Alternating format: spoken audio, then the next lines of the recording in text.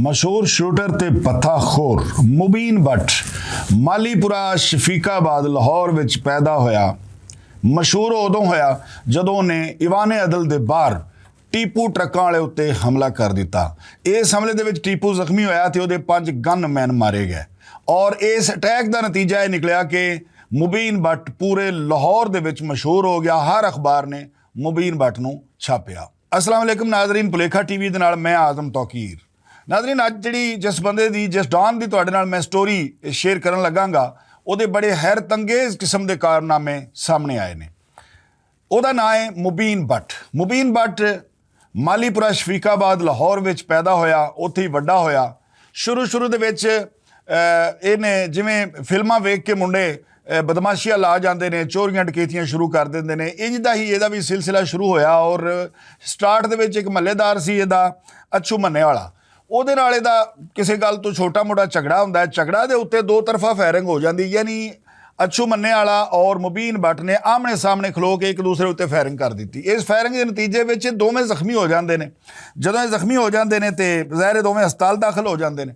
ਹਸਪਤਾਲ ਠੀਕ ਹੋਣ ਤੋਂ ਬਾਅਦ ਜਦੋਂ ਇਹ ਵਾਪਸ ਆਉਂਦਾ ਵੇ ਤੇ ਆ ਕੇ ਖਾਲਿਦ ਚਿੱਟਾ ਦੇ ਕਹਿਣ ਦੇ ਉੱਤੇ ਇਵਾਨੇ ਅਦਲ ਦੇ ਬਾਹਰ ਲਾਹੌਰ ਦੇ ਮਸ਼ਹੂਰ ਦੁਸ਼ਮਣਦਾਰ ਤੇ ਬਦਮਾਸ਼ ਟੀਪੂ ਟਰੱਕਾਂ ਵਾਲੇ ਉੱਤੇ ਹਮਲਾ ਕਰ ਦਿੰਦਾ। टीपू पेशी ते आए असी। इस हमले के नतीजे में टीपू जख्मी हो जाता है तो वो 5 गनमैन जोड़े ने वो कतल हो जाते हैं। इस वाक़े मगरों मुबीन भट्ट इन्हां को मशहूर हो गया कि हर अखबार ने इसकी खबर छापी। जाहिर है टीपू ट्रकां वाले ते हमले का मतलब कोई छोटी जी गल नहीं सी। टीपू ट्रकां वाला डॉन ऑफ लाहौर है, दुश्मनदार बंदा सी, तगड़ा बंदा सी। उहदे उत्ते हमला करना किसी हाई शाई या हमा शामा का काम नहीं सी। इस हमले मगरू ये बहुत ज़्यादा मशहूर हो गया। इस मशहूरी का फायदा चुकद्या होया इन्हें अमर पार्क एक ड्राई क्लीनर की दुकान सी बहुत वड्डी, उन्होंने बड़ा वड्डा सैटअप है, उन्होंने कोलों पत्था मंगिया। ਜਦੋਂ ਉਹਨਾਂ ਕੋਲੋਂ ਮੁਬੀਨ ਭੱਟ ਨੇ ਪੱਥਾ ਮੰਗਿਆ ਤੇ ਉਹਨਾਂ ਇਨਕਾਰ ਕਰ ਦਿੱਤਾ। ਇਨਕਾਰ ਕਰਨ ਦੇ ਉੱਤੇ ਮੁਬੀਨ ਭੱਟ ਆਪ ਉੱਥੇ ਬਜ਼ਾਤੇ ਖੁਦ ਚਲਾ ਗਿਆ ਡਰਾਈ ਕਲੀਨਰ ਤੇ ਉੱਥੇ ਜਾ ਕੇ ਇਹਨੇ ਫਾਇਰਿੰਗ ਕੀਤੀ। ਉਸ ਫਾਇਰਿੰਗ ਦੇ ਨਤੀਜੇ ਵਿੱਚ ਮਾਲਕਾਂ ਔਰ ਉਹਨਾਂ ਦੇ ਮੁਲਾਜ਼ਮਾਂ ਸਮੇਤ 5 ਬੰਦੇ ਕਤਲ ਹੋ ਗਏ। ਹੁਣ ਜਦੋਂ 5 ਬੰਦੇ ਇਹ ਕਤਲ ਹੋ ਗਏ ਨੇ, 5 ਇਹਨੇ ਟੀਪੂ ਦੇ ਨਾਲ ਦੇ ਬੰਦੇ ਮਾਰ ਦਿੱਤੇ ਹੋਏ ਸਨ ਤੇ ਉਹਦੇ ਤੋਂ ਬਾਅਦ ਇਹਦੇ ਹਰ ਪਾਸੇ ਬਦਮਾਸ਼ੀ ਦੇ ਵਿੱਚ ਡੰਕੇ ਵੱਜਣੇ ਸ਼ੁਰੂ ਹੋ ਗਏ ਔਰ ਇਹ ਪੂਰੇ ਮੁਲਕ ਵਿੱਚ ਮਸ਼ਹੂਰ ਹੋ ਗਿਆ। ਲਾਹੌਰ ਦੇ ਵਿੱਚ ਖਾਸ ਕਰਕੇ ਖੌਫ ਤੇ ਦਹਿਸ਼ਤ ਦੀ ਇਲਾਮਤ ਬਣ ਗਿਆ। ਇਹ ਜਿਹਦੇ ਕੋਲ ਚਾਹੁੰਦਾ ਪੈਸੇ ਮੰਗਦਾ ਔਰ ਉਹ ਲੋਕ ਇਹਨੂੰ ਆਰਾਮ ਨਾਲ ਪੈਸੇ ਕੱਲ ਦਿੰਦੇ। ਅੱਛਾ, ਫਿਰ ਕੀ ਹੋਇਆ ਕਿ ਮੁਬੀਨ ਭੱਟ ਨੇ ਕਰੀਮ ਪਾਰਕ ਦੇ ਵਿੱਚ केबल का काम शुरू करने का सोचा तो केबल विछाणी शुरू कर दी। उदों केबल का काम बड़ा मशहूर होंदा सी। हुण जदों दा सोशल मीडिया या नैट आया वे उदों दा काम खत्म हो चुकिया वे। जदों उत्थे इतने काम शुरू किया तो उत्थे इहदा एक पुराना दोस्त सी शहजाद माली अल मारूफ माजा माली, ਉਹਦੇ ਨਾਲ ਇਹਦੀ ਦੋਸਤ ਨਾਲ ਹੀ ਟਸਰਬਾਜ਼ੀ ਸ਼ੁਰੂ ਹੋ ਜਾਂਦੀ ਹੈ, ਤਨਾਜ਼ਾ ਸ਼ੁਰੂ ਹੋ ਜਾਂਦਾ ਹੈ। ਇੱਕ ਦੂਜੇ ਤੇ ਕਈ ਵਾਰੀ ਫਾਇਰਿੰਗਾਂ ਵੀ ਕਰਦੇ ਨੇ।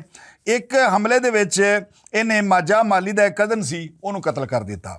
ਇਸ ਵਾक़ੇ ਮਗਰੋਂ ਕਰੀਮ ਪਾਰਕ ਜਿਹੜਾ ਹੈ ਉਹ ਇਲਾਕਾ ਗੈਰ ਬਣ ਗਿਆ, ਇਸ ਵਾਸਤੇ ਕਿ ਉੱਥੇ ਆਏ ਰੋਜ਼ ਲੜਾਈ ਝਗੜੇ ਤੇ ਫਾਇਰਿੰਗ ਦੇ ਵਾਕਿਆਤ ਸ਼ੁਰੂ ਹੋ ਗਏ ਔਰ ਇੰਨੀ ਕੋ ਫਾਇਰਿੰਗ ਉੱਥੇ ਹੋਣੀ ਸ਼ੁਰੂ ਹੋ ਗਈ ਕਿ ਲੋਕ ਜਿਹੜੇ ਨੇ ਉਹ ਇਲਾਕਾ ਛੱਡਣ ਲੱਗ ਪਏ। ਕੁਝ ਅਰਸੇ ਮਗਰੋਂ ਮੁਬੀਨ ਭੱਟ ਬੁਰਕਾ ਪਾ ਕੇ ਮਾਜਾ ਮਾਲੀ ਨੂੰ ਕਤਲ ਕਰਨ ਵਾਸਤੇ ਆਉਂਦਾ ਹੈ। ਨਾਲ ਇਹਦਾ ਇੱਕ ਹੋਰ ਸਾਥੀ ਮੋਟਰਸਾਈਕਲ ਚਲਾਉਣ ਤੇ ਇਹ ਪਿੱਛੇ ਬੈਠਾ ਹੈ ਕਲਾਸ਼ਨਕੋਫ ਲੈ ਕੇ, ਲੇਕਿਨ ਇਹਨੇ ਬੁਰਕਾ ਪਾਇਆ ਹੈ। अच्छा होया कि माजा माली जिहड़ा हैगा थोड़ी ही देर पहले उतों निकल जाता है और ये फायरिंग करता है। उस फायरिंग के नतीजे में आमिर भट्ट जिहड़ा है वो शदीद जख्मी हो जाता है और उहदा थल्ले वाला धड़ जिहड़ा है वो मफलूज हो जाता है और थोड़ा अरसा ही हस्पताल रहने तो बाद वो भी हलाक हो जाता है। हुण मुबीन भट्ट जिहड़ा हैगा इहदा झाका खुल चुकिया सी। 10 बंदे ने मार लए सन, कई बंदे ने जख्मी किए सन और कईयां कोलों ये पत्था ते जग्गा लै चुकिया सी, पैसा टका भी आ गया सी। हुण इहने की कीता कि उत्थे ही करीम पार्क दे विच सी एक इकराम शीशे वाला। इकराम शीशे वाले नूं इन्हें फोन करके उहदे कोलों जग्गा मंगिया। जदों उहदे कोलों इन्हें जग्गा मंगिया तो उन्हें इलाके दे लोगां नूं, मुख्तलिफ वडेरे लोगां नूं विच पाया कि मेरी इहदे तो जान छुड़ाओ। ਉਹਦੇ ਵਿੱਚ ਇੱਕ ਮੁਸ਼ਰਫ ਸ਼ਾਹ ਬੜਾ ਮਸ਼ਹੂਰ ਕਿਰਦਾਰ ਹੈ। ਮੁਸ਼ਰਫ ਸ਼ਾਹ ਨੂੰ ਵੀ ਉਹਨੇ ਤਰਲਾ ਕੀਤਾ। ਮੁਸ਼ਰਫ ਸ਼ਾਹ ਜਿਹੜਾ ਹੈ ਉਹ ਮੁਬੀਨ ਭੱਟ ਦਾ ਮੋਸਨ ਵੀ ਸੀ। ਉਹਨੇ ਮੁਬੀਨ ਭੱਟ ਨੂੰ ਬੁਲਾਇਆ ਤੇ ਬੁਲਾ ਕੇ ਇਹਨੂੰ ਕਿਹਾ ਕਿ ਬੇਟਾ ਗੱਲ ਇਹ ਵੇ, ਮੇਰਾ ਛੋਟਾ ਭਰਾ ਇਸ ਕੰਮ ਤੋਂ ਬਾਜ਼ ਆ ਜਾਏ, ਸਾਡਾ ਮਹੱਲੇਦਾਰ ਹੈਗਾ, ਤਾਬੇਦਾਰ ਹੈ, ਤੇਰਾ ਵੀ ਤਾਬੇਦਾਰ ਹੈ ਤੇ ਇਹਦੇ ਤੋਂ ਬਾਜ਼ ਆ ਜਾ। ਲੇਕਿਨ ਮੁਬੀਨ ਭੱਟ ਦਾ ਹੌਸਲਾ ਇੰਨਾ ਕੁ ਵੱਧ ਚੁੱਕਿਆ ਸੀ ਕਿ ਇਹਨੇ ਮੁਸ਼ਰਫ ਸ਼ਾਹ ਨੂੰ ਕਿਹਾ ਕਿ ਮੈਂ ਜਿਹਦੇ ਕੋਲ ਜੱਗਾ ਮੰਗਾ ਇਹ ਕਿਵੇਂ ਹੋ ਸਕਦਾ ਹੈ ਕਿ ਉਹ ਮੈਨੂੰ ਦਵੇ ਨਾ। ਭਾਵੇਂ ਤੁਹਾਡੀ ਸਿਫਾਰਿਸ਼ ਵੀ ਹੈ, ਮੈਂ ਇਹਦੇ ਕੋਲ ਜੱਗਾ ਲਾਜ਼ਮੀ ਲੈਣਾ। ਅੱਛਾ, ਇਸ ਰੌਲੇ ਦੇ ਵਿੱਚ ਆ ਕੇ ਤੇ ਮੁਸ਼ਰਫ ਸ਼ਾਹ ਨਾਲ ਵੀ ਇਹਦੀ ਟਸਰਬਾਜ਼ੀ ਸ਼ੁਰੂ ਹੋ ਜਾਂਦੀ ਹੈ। ਜਦੋਂ ਕਿਸੇ ਦੇ ਵਕਤ ਬੁਰੇ ਹੁੰਦੇ ਨੇ ਨਾ, ਤੇ ਉਹ ਆਪਣੇ ਦੋਸਤਾਂ ਨਾਲ ਵਿਗਾੜਨਾ ਸ਼ੁਰੂ ਕਰ ਦਿੰਦਾ ਹੈ, ਆਪਣੇ ਕਰੀਬੀ ਲੋਕਾਂ ਨਾਲ ਵਿਗਾੜਨਾ ਸ਼ੁਰੂ ਕਰ ਦਿੰਦਾ ਹੈ, ਤੇ ਹੌਲੀ ਹੌਲੀ ਕੱਲਾ ਹੋਣਾ ਸ਼ੁਰੂ ਹੋ ਜਾਂਦਾ। ਖੈਰ, ਇਹਦਾ ਹੌਸਲਾ ਹੀ ਬੜਾ ਵੱਧ ਚੁੱਕਿਆ ਸੀ। ਹੁਣ ਨਾਲ ਇਹਦੀ ਮੁਸ਼ਰਫ ਸ਼ਾਹ ਨਾਲ ਵੀ ਟਸਰਬਾਜ਼ੀ ਸ਼ੁਰੂ ਹੋ ਗਈ, ਤੇ ਕਈ ਵਾਰੀ ਗੋਲੀ ਵੀ ਚੱਲੀ ਇੱਕ ਦੂਸਰੇ ਉੱਤੇ। ਉਹਨਾਂ ਦੀ ਇੱਕ ਦੁਕਾਨ ਹੈ ਮਾਲ ਰੋਡ ਦੇ ਉੱਤੇ ਬੜੀ ਮਸ਼ਹੂਰ, ਮੁਸ਼ਰਫ ਸ਼ਾਹ ਹੋਰਾਂ ਦੀ, ਉਹਦੇ ਉੱਤੇ ਵੀ ਇਹਨੇ ਹਮਲਾ ਕੀਤਾ। ਮੁਬੀਨ ਭੱਟ ਜਿਹੜਾ ਹੈਗਾ ਨਾ, ਉਹ ਜਿਹੜੀ ਸਿਮ ਰਾਹੀਂ ਰਾਬਤਾ ਕਰਦਾ ਸੀ, ਜਿਹੜੇ ਮੋਬਾਈਲ ਰਾਹੀਂ ਰਾਬਤਾ ਕਰਦਾ ਸੀ, ਉਹ ਸਿਮ ਸੀ ਇੰਗਲੈਂਡ ਦੀ। ਉਹਦੇ ਨਾਲ ਹੀ ਆਪਣੇ ਦੋਸਤਾਂ ਨਾਲ ਵੀ ਰਾਬਤਾ ਕਰਦਾ, ਤੇ ਜਿਹਦੇ ਕੋਲ ਜੱਗਾ ਲੈਣਾ ਹੁੰਦਾ ਉਹਦੇ ਨਾਲ ਵੀ ਰਾਬਤਾ ਉਸੇ ਸਿਮ ਰਾਹੀਂ ਕਰਦਾ ਸੀ। ਅੱਛਾ, ਲਾਹੌਰੋਂ ਜਦੋਂ ਇਹਦੇ ਖਿਲਾਫ ਘੇਰਾ ਤੰਗ ਹੁੰਦਾ ਹੈ ਤੇ ਸਿਆਲਕੋਟ ਚਲਾ ਜਾਂਦਾ ਹੈ, ਉੱਥੇ ਜਾ ਕੇ ਵੀ ਇਹ ਬੰਦੇ ਬੁੰਦੇ ਮਾਰਦਾ ਹੈ ਕਾਫੀ ਸਾਰੇ। ਅੱਛਾ, ਹੁਣ ਮਾਝਾ ਮਾਲੀ ਜਿਹੜਾ ਹੈ ਉਹਦੇ ਨਾਲ ਵੀ ਜ਼ਾਹਿਰ ਇਹਦੀ ਟਸਰਬਾਜ਼ੀ ਸ਼ੁਰੂ ਹੁੰਦੀ ਹੈ। ਇੱਕ ਵਾਕਿਏ 'ਚ ਮਾਝਾ ਮਾਲੀ ਦਾ ਇੱਕ ਦੋਸਤ ਸੀ ਮਲਕ ਨਦੀਮ, ਇਹ ਹਮਲਾ ਕਰਕੇ ਮਲਕ ਨਦੀਮ ਦੇ ਭਰਾ ਨੂੰ ਵੀ ਕਤਲ ਕਰ ਦਿੰਦਾ ਹੈ।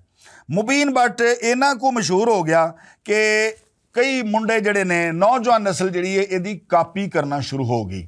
ਜਦੋਂ ਇਹ ਇੰਜ ਦੀ ਕਾਪੀ ਕਰਨਾ ਸ਼ੁਰੂ ਹੋ ਗਈ, ਜਿਵੇਂ ਫਿਲਮਾਂ ਦੇ ਵਿੱਚ ਹੁੰਦਾ ਹੈ ਕਿ ਹੀਰੋ ਹੁੰਦਾ ਹੈ ਤੇ ਮੁੰਡੇ ਉਹਨੂੰ ਵੇਖ ਕੇ ਵਾਲ ਵੀ ਉਂਝ ਦੇ ਰੱਖਣੇ ਸ਼ੁਰੂ ਹੋ ਜਾਂਦੇ ਨੇ, ਉਂਝ ਦੇ ਸਟਾਈਲ ਬਣਾਉਣੇ ਸ਼ੁਰੂ ਹੋ ਜਾਂਦੇ ਨੇ। ਇੰਜ ਹੀ ਨੌਜਵਾਨ ਨਸਲ ਇਹਦੇ ਨਾਲ ਅਟੈਚ ਹੁੰਦੀ ਗਈ ਤੇ ਇਹ ਮੁੰਡਿਆਂ ਵਾਸਤੇ ਇੱਕ ਹੀਰੋ ਬਣ ਗਿਆ। ਵੇਖਣੇ 'ਚ ਵੈਸੇ ਵੀ ਕੋਈ ਏਡਾ ਉਹ ਬਾਊ ਜਿਹਾ ਲੱਗਦਾ ਹੈਗਾ, ਬੜਾ ਖੂਬਸੂਰਤ ਜਿਹਾ ਨੌਜਵਾਨ ਹੈ, ਪੈਂਟ ਸ਼ਰਟ ਪਾਉਂਦਾ ਹੈ, ਤੇ ਉਹ ਕੋਈ ਡਾਨ ਡੂਨ ਨਹੀਂ ਲੱਗਦਾ।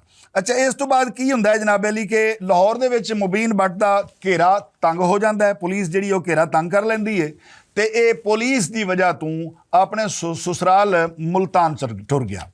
ਮੁਲਤਾਨ ਜਾ ਕੇ ਵੀ ਇਹਦੀਆਂ ਵਾਰਦਾਤਾਂ ਨਹੀਂ ਰੁਕੀਆਂ, ਉੱਥੇ ਜਾ ਕੇ ਵੀ ਇਹ ਲਾਹੌਰੋਂ ਲੋਕਾਂ ਕੋਲੋਂ ਪੱਥਾ ਮੰਗਦਾ ਰਿਹਾ ਔਰ ਲੈਂਦਾ ਰਿਹਾ। ਅੱਛਾ, ਉਹ ਕਹਿੰਦੇ ਨੇ ਕਿ ਹਮੇਸ਼ਾ ਘਰ ਦਾ ਭੇਤੀ ਖਤਰਨਾਕ ਹੁੰਦਾ ਵੇ। ਜਦੋਂ ਇਹ ਮੁਲਤਾਨ ਰਹਿੰਦਾ ਹੁੰਦਾ ਤੇ ਇਹਦਾ ਇੱਕ ਦੋਸਤ ਸੀ ਨਦੀਮ ਛੱਡੂ। ਨਦੀਮ ਛੱਡੂ ਨੇ ਪੁਲਿਸ ਨੂੰ ਮੁਖਬਰੀ ਕੀਤੀ ਤੇ 2007 ਵਿੱਚ SHO ਸ਼ਫੀਕਾਬਾਦ ਸੀ ਉਦੋਂ ਰਾਸ਼ਦ ਅਮੀਨ ਭੱਟ ਤੇ ਇਮਤਿਆਜ਼ ਪੱਲੀ ਨੇ ਰਲ ਕੇ, ਇਹਨਾਂ ਦੋਵਾਂ ਪੁਲਿਸ ਵਾਲਿਆਂ ਦੀ ਟੀਮ ਨੇ ਇਹਨੂੰ ਉੱਥੋਂ ਜਾ ਕੇ ਗ੍ਰਿਫਤਾਰ ਕਰ ਲਿਆ। ਜਦੋਂ ਇਹਨੂੰ ਗ੍ਰਿਫਤਾਰ ਕਰ ਲੈਂਦੇ ਨੇ ਤੇ ਵਾਪਸ ਲੈ ਆਉਂਦੇ ਨੇ, ਇੱਥੇ ਲਿਆ ਕੇ ਤਫਤੀਸ਼ ਤੋਂ ਬਾਅਦ, ਤਹਿਕੀਕਾਤ ਤੋਂ ਬਾਅਦ ਇਹਨੂੰ ਜੇਲ੍ਹ ਭੇਜ ਦਿੱਤਾ ਹੈ। ਨਾਲ ਹੀ ਇਹਦੇ ਬਹੁਤ ਸਾਰੇ ਸੰਗੀ ਸਾਥੀ ਜਿਹੜੇ ਨੇ ਉਹ ਵੀ ਗ੍ਰਿਫਤਾਰ ਹੋ ਜਾਂਦੇ ਨੇ। ਹੁਣ ਇੱਕ ਦਿਨ ਹੁੰਦਾ ਹੈ ਵੇ ਕਿ ਮਲਕ ਨਦੀਮ ਜਿਹਦਾ ਭਰਾ ਨੇ ਕਤਲ ਕੀਤਾ ਸੀ, ਉਹ ਇਹਨੂੰ ਫੋਨ ਰਾਹੀਂ ਜੇਲ੍ਹ 'ਚ ਰਾਬਤਾ ਇਹਦੇ ਨਾਲ ਕਰਦਾ ਤੇ ਇਹਨੂੰ ਕਹਿੰਦਾ ਕਿ ਯਾਰ ਤੂੰ ਮੇਰਾ ਭਰਾ ਮਾਰ ਕੇ ਬੜੀ ਜ਼ਿਆਦਤੀ ਕੀਤੀ ਮੇਰੇ ਨਾਲ, ਹੁਣ ਤੂੰ ਸਿਰਫ ਇਹਨਾਂ ਕਹਿ ਦੇ ਕਿ ਮੈਂ ਮਲਕ ਨਦੀਮ ਦੇ ਭਰਾ ਨੂੰ ਸ਼ਾਨੀ ਮਾਨੀ ਦੇ ਕਹਿਣ ਉੱਤੇ ਕਤਲ ਕੀਤਾ। ਲੇਕਿਨ ਮੁਬੀਨ ਭੱਟ ਨੇ ਸਾਫ਼ ਇਨਕਾਰ ਕਰ ਦਿੱਤਾ। ਉਹਨੂੰ ਕਿਹਾ ਕਿ ਮੈਂ 5 ਵਕਤ ਦਾ ਨਮਾਜ਼ੀ ਹਾਂ, ਮੇਰੇ ਜਰਾਇਮ ਆਪਣੀ ਜਗ੍ਹਾ ਤੇ, ਲੇਕਿਨ ਮੈਂ ਝੂਠ ਨਹੀਂ ਬੋਲ ਸਕਦਾ, ਮੈਂ ਤੇਰੇ ਭਰਾ ਨੂੰ ਆਪਣੀ ਵਜ੍ਹਾ ਤੋਂ ਹੀ ਕਤਲ ਕੀਤਾ ਵੇ।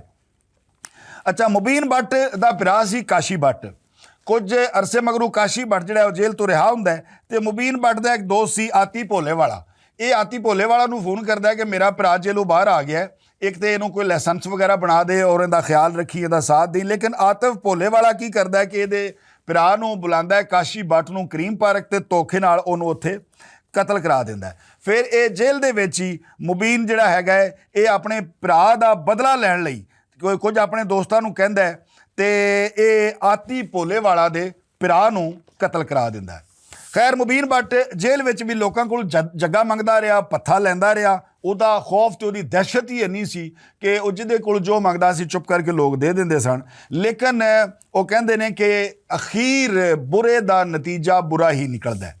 ਬੁਰੇ ਦਾ ਅੰਜਾਮ ਜਿਹੜਾ ਹੁੰਦਾ ਹੈ ਉਹ ਕਦੀ ਵੀ ਅੱਛਾ ਨਹੀਂ ਹੋਇਆ।